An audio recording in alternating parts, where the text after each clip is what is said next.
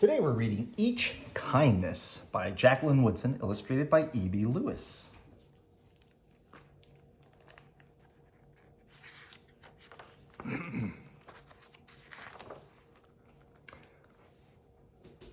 That winter, snow fell on everything, turning the world a brilliant white. One morning, as we settled into our seats, the classroom door opened, and the principal came in. She had a girl with her, and she said to us, "This is Maya." Maya looked down at the floor. I think I heard her whisper hello. We all stared at her. Her coat was open, and the clothes beneath it looked old and ragged. Her shoes were spring shoes, not meant for the snow.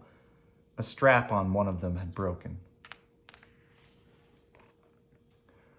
Our teacher, Miss Albert, said, "Say good morning to our new student."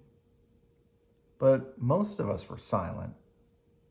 The only empty seat was next to me, and that's where our teacher put Maya. And on that first day, Maya turned to me and smiled. But I didn't smile back. I moved my chair, myself, and my book a little further away from her. When she looked away, I turned to the window and stared out at the snow. And every day after that, when Maya came into the classroom, I looked away and didn't smile back.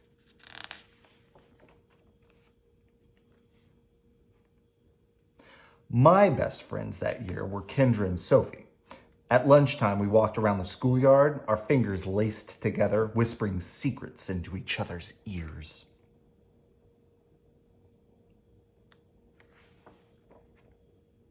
One day, while we were near the slide, Maya came over to us. She held open her hand to show us the shiny jacks and tiny red ball she had gotten for her birthday. "It's a high bouncer," she said. But none of us wanted to play. So Maya played a game against herself.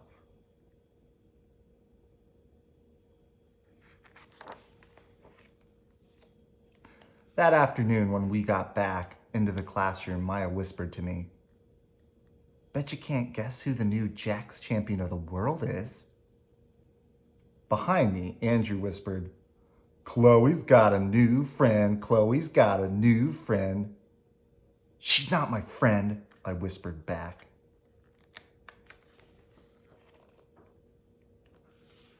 The weeks passed.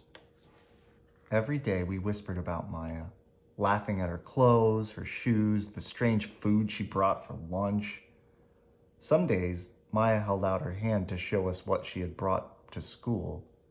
A deck of cards, pickup sticks, a small tattered doll. Whenever she asked us to play, we said no.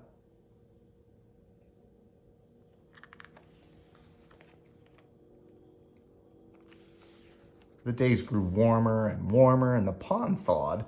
Grass began growing where snow had once been. And one day, Maya came to school wearing a pretty dress and fancy shoes. But the shoes and the dress looked like they'd belonged to another girl before Maya.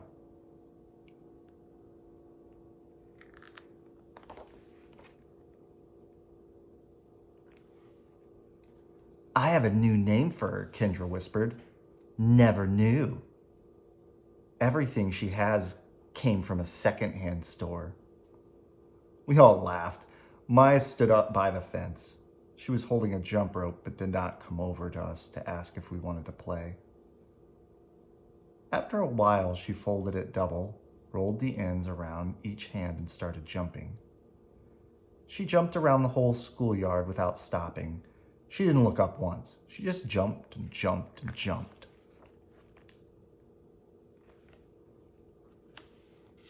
The next day, Maya's seat was empty.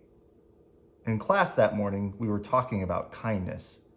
Miss Albert had brought a big bowl into the class and filled it with water. We all gathered around her desk and watched her drop a small stone into it. Tiny waves rippled out away from the stone.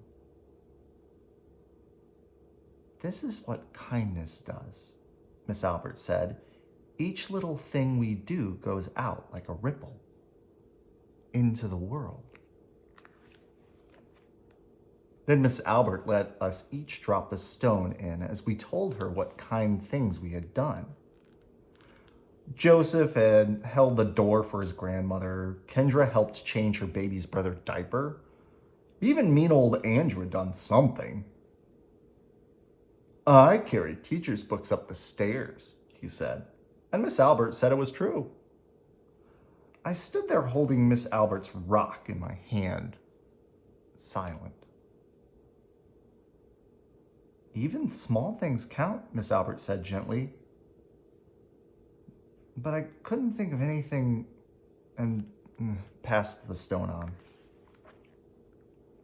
Maya didn't come to school the next day or the day after that. Each morning I walked to school slowly, hoping this would be the day Maya returned and she'd look at me and smile. I promised myself this would be the day I smiled back. Each kindness, Miss Albert had said, makes the whole world a little bit better. But Maya's seat remained empty, and one day Miss Albert announced to the class that Maya wouldn't be coming back.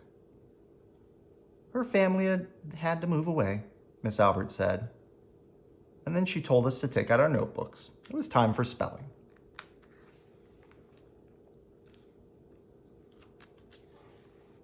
That afternoon, I walked home alone. And when I reached the pond, my throat filled with all the things I wish I would have said to Maya. Each kindness I had never shown. I threw small stones into it over and over, watching the way the water rippled out and away, out and away. Like each kindness done and not done.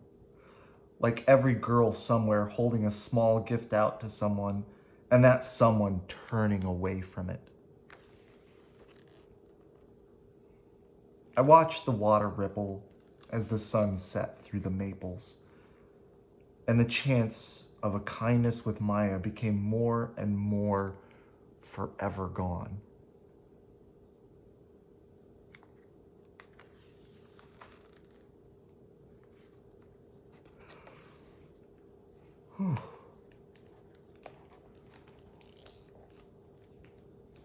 That was a good book. I love you. Good night.